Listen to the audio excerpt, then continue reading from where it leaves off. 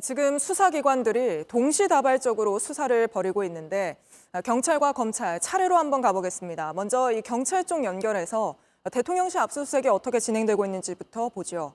자, 이자연 기자, 지금 압수수색 어떻게 진행되고 있습니까?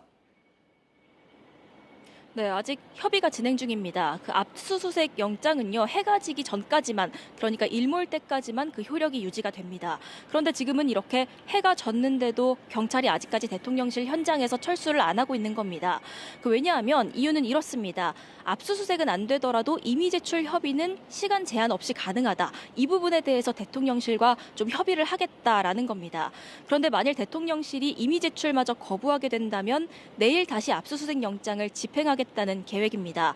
경찰 관계자는요, 압수수색 영장 기한은 여유 있게 잡아놨다고 말했습니다. 대통령실은 지금 어떻게 말하면서 이 압수수색에 응하지 않고 있는 건가요? 형사소송법상 그 대통령실은 책임자가 승낙을 해야만 압수수색이 가능합니다. 그래서 사전 협의가 필요한 건데요.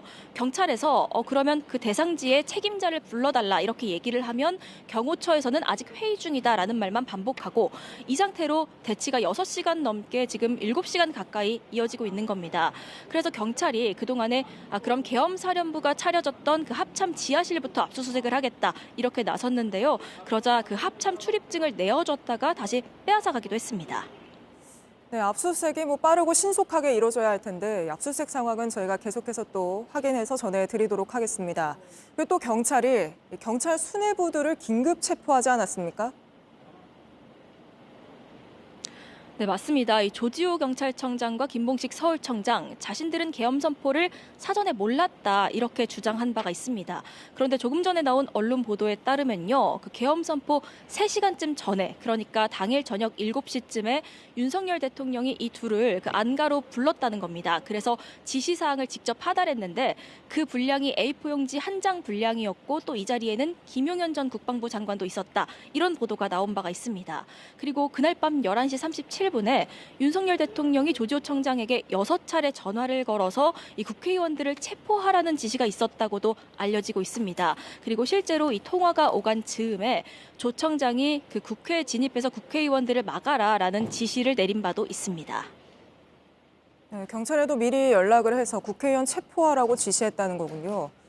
맞다면 경찰이 이 내란에 상당히 깊숙이 관여한 건데 경찰이 수사의 속도를 내는 것도 이것과 관련이 있는 건가요?